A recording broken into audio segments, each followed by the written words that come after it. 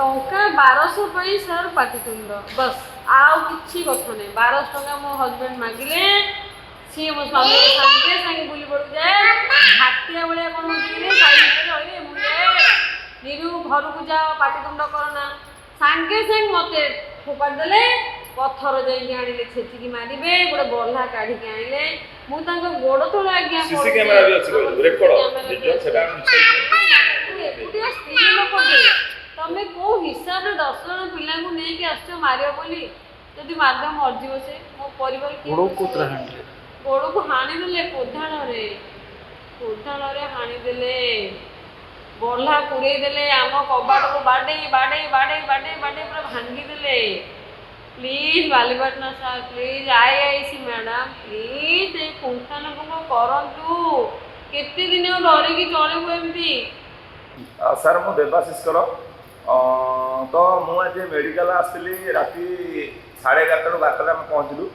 ମୋ ବୋଉ ଆଉ ମୁଁ, ମୋ ମିସେସ୍ ମାନେ ମୋ ସ୍ତ୍ରୀକି ନିରଞ୍ଜନ ନାୟକ, ଆମେ ବାଲିପାଟଣା ପୋଲିସ୍ ଷ୍ଟେସନରେ ଯାଉଛି ଆମ ଘର। ଆମ ଘରଟା ହେଉଛି ଅଚ୍ୟୁତପୁର।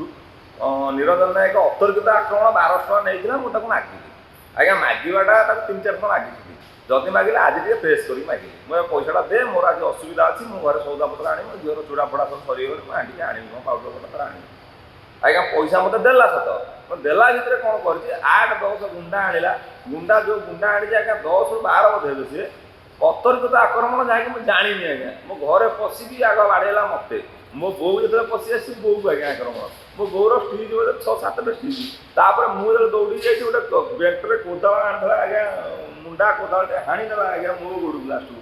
ମୋ ମିସେସ୍ ଦେଖିକି ଆଜ୍ଞା ପୁରା ସେ ଛାନିଆ, ତାକୁ ବି ସେ ଯେଉଁଭଳିଆ ଷ୍ଟେଜ୍ରେ ଅଛି। ଛୋଟ ଛୁଆ ଡରିକି କାନ୍ଦିଲେ। ବାଧ୍ୟ ହୋଇକି ଆଜ୍ଞା ଲାଷ୍ଟକୁ ଆମ୍ବୁଲାନ୍ସକୁ ଫୋନ୍ କଲୁ, PCRକୁ ଫୋନ୍ କଲୁ। PCR ବି ଏଠି ଟେକିଂ ନେଲେ, ସେ ବି କଥାବାର୍ତ୍ତା ହେଲେ। କ'ଣ ହେଲେ କ'ଣ ନାହିଁ ମିସେସ୍ କଥା ହେଇଛି ମୁଁ ଜାଣିନାହିଁ। ମୁଁ ସେତେବେଳକୁ ଇଞ୍ଜର୍ଡରେ ମୋ ଘରେ ବ୍ଲଡ଼ ବହୁତ ପଡ଼ିଥାଏ। ମୁଁ ଇଏରେ ଥାଏ ବେଡ଼୍ରେ। କ'ଣ ଚାହୁଁଛନ୍ତି?